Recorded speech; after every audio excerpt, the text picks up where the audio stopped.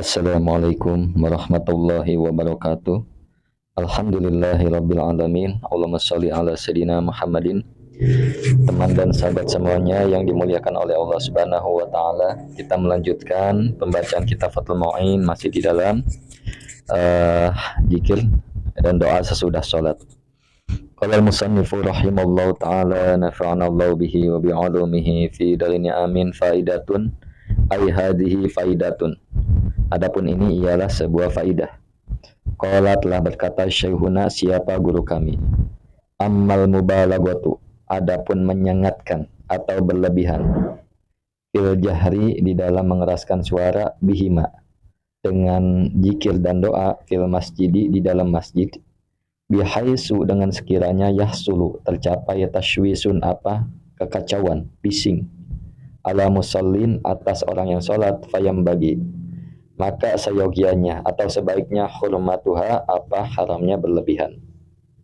Nah, jadi ini suatu faidah. Guru kami berkata, siapa Ibnu Hajar al-Haytami, berlebihan di dalam mengeraskan suara di dalam zikir dan doa di masjid yang mana sekiranya dapat mengganggu pada orang yang sholat, hal itu adalah diharamkan, seperti itu.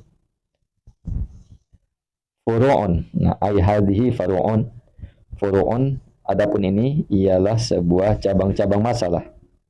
Yusannu, disunahkan, iftitahu du'ai, apa, membuka doa, bilhamdi, dengan memuji Allah, dengan alhamdulillah, wassalati, dan bersalawat ala nabi, atas nabi sallallahu alaihi wasallam, wal khatmi bihima, dan mengakhiri atau menutup bihima, dengan keduanya, alhamdu dan salawat, wabi amina, dan dengan mengucapkan amin. Jadi ini suatu cabang masalah. Disunahkan apa? Membuka doa itu dengan memuji Allah, alhamdulillah, dan bersalawat kepada Nabi SAW, Allahumma sholli ala sayyidina Muhammad, dan menutup dengan keduanya juga, seperti itu ya, wabi amin, dan mengucapkan amin. Kemudian wa ta'minu makmumin, dan aminnya makmum, sami'a, yang mendengar siapa makmum, doa al imami, akan doa imam, akan doanya imam, wa in hafizo, sekalipun hafal siapa makmum, dzalika, akan demikian doanya imam. Jadi disunahkan ya membaca amin bagi makmum yang mendengar doa imam, sekalipun makmum hafal terhadap doa yang dibaca imam. Kemudian waraf'u yadaihi, dan mengangkat kedua tangan. Maksudnya disunahkan mengangkat kedua tangan atau hirotaini, yang suci apa kedua tangan, hadwa mangkibaihi, dengan sejajar kedua pundaknya.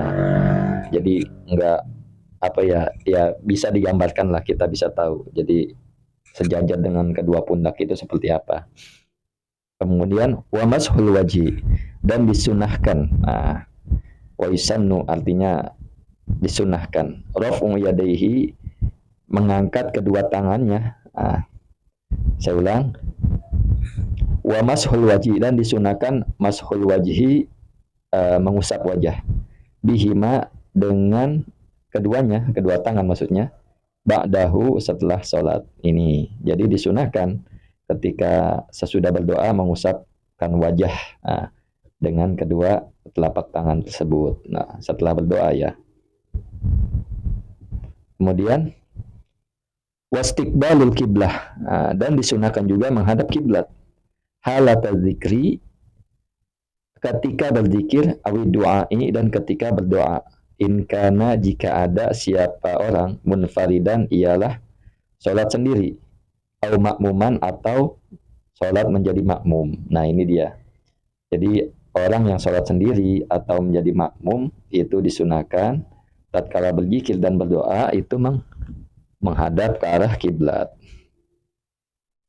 Amal imamu, adapun imam, idza taroka, apabila meninggalkan ia, al-qiyama, kepada beranjak, min musallahu, dari tempat sholatnya, alladzi, yaitu tarokal qiyam, alladzi, yaitu tarokal qiyam, Wa adapun allazi afdalu ialah lebih utama.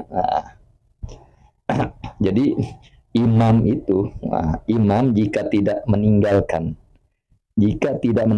tempat sholatnya yang memang hal itu lebih utama bagi imam, namun yang lebih utama adalah di sini fal abdolu, kita lanjutkan. Jadi imam itu tidak beranjak dari tempat sholatnya, tidak beranjak dari tempat sholatnya, itu lebih utama bagi imam. Nah, kita lanjut dulu ya. Fal abdolu, maka adapun yang lebih utama, ja'lu yaminihi, ialah menjadikan sisi kanannya imam ila makmumin, ilal makmumina, kepada para makmum, wa yasarihi, dan dari sisi kirinya imam ilal kiblah, kepada kiblat. Nah, ini adalah yang paling utama. Seperti itu ya.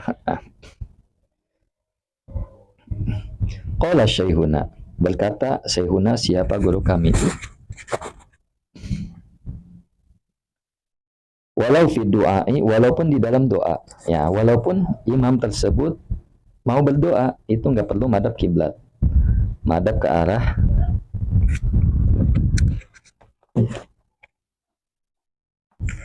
Jadi saya ulang, qala syaihuna walau fi du'ai, artinya guru kami berkata, Ibnu Hajar al-Haytami, walau fi du'a, sekalipun di dalam doa, imam tidak mesti menghadap kiblat ketika dia mau berdoa. Cukup tetap dia pada arah menghadap ke kanan, seperti itu. Jadi sebelah kanannya makmum, sisi kanannya makmum, di sisi kirinya kiblat. Nah, jangan beranjak lagi, jangan menghadap kiblat lagi. Itu yang lebih utama maksudnya. Nah, kemudian wan sirofuhu, adapun beranjaknya imam, la yunafi, tidak menafikan apa insirof, nadbaz zikri, pada kesunahan berzikir, lahu baginya imam, akibah setelah sholat, li'annahu, karena sesungguhnya imam, yakti ialah mengerjakan ia, bihi dengannya zikir, fi mahalihi di tempatnya imam, alladhi yansarifu, yang berpaling, alladhi yansarifu, yang berpaling ia imam, ilaihi, kepadanya alladhi. Nah, jadi mananya adalah kepindahan imam, wansirofuhu, kepindahan imam, lain nafi, dari tempat sholatnya tidak menghapus kesunahan berzikir setelah sholat. Jadi imam walaupun pindah, itu tidak menafikan atau menghapus kepindahan imam kepada kesunahan zikir bagi imam setelah sholat. Nah, karena apa? Karena imam dapat melaksanakan di tempat di mana dia pindah, seperti itu ya. Walaupun imam pindah dari ke tempat yang lain, dimanapun tempatnya, maka kesunahan tetap berlaku, seperti itu. Allahumma sholli ala sayyidina Muhammad wa ala ali sayyidina Muhammad. Kemudian wala yafutu, dan tidak hilang apa sunnah, bifi'lir rotibati, dengan mengerjakannya sunnah rawatib, salat sunnah rawatib, wa innama, dan hanya saja, alfa itu adapun yang hilang, bihi dengannya insiraf, dengannya pindah, kamaluhu ialah kesempurnaannya, la goiruhu, bukan selainnya. Nah, artinya kesempurnaannya zikir ya. Jadi kesunahan zikir itu tidak hilang dengan telah melaksanakan sholat sunnah rawatib. Walaupun misalkan seseorang habis sholat zuhur langsung sholat sunnah rawatib, itu tidak hilang kesunahannya, tetap berlaku. Bahwasannya yang hilang itu adalah kesempurnaan berzikir, tidak selainnya. Jadi kesempurnaannya saja yang berkurang. Artinya ya, artinya yang lebih utama, yang lebih sempurna adalah dilanjutkan dulu, baru sunnah rawatib. Kemudian waqadiyatu kalamihim, dan adapun keputusannya perkataan ulama, khusus sawabi dzikri, ialah tercapainya pahala zikir, wa in jahila, jika tidak tahu siapa orang maknahu, kepada maknanya zikir. Jadi keputusan ulama adalah tercapai pahala zikir sekalipun tidak mengetahui maknanya, seperti itu ya. Wa nazara, dan mempertimbangkan fihi di dalamnya, tidak tahu al Asnawiyu, siapa Imam Asnawi. Jadi Imam Asnawi dalam hal ini terhasilkannya pahala tanpa mengetahui arti yang dibacanya.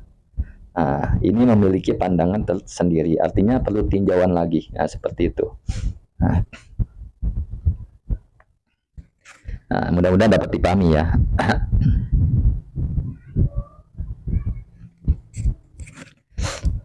Walayati, dan tidak terjadi. Walayati, dan tidak terjadi. Hadza.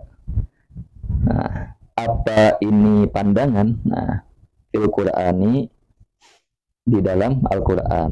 Nah, jadi hal ini tidak berlaku di dalam Al-Quran. Artinya apa? Al-Quran mengerti atau tidak mengerti tetap diberikan pahala.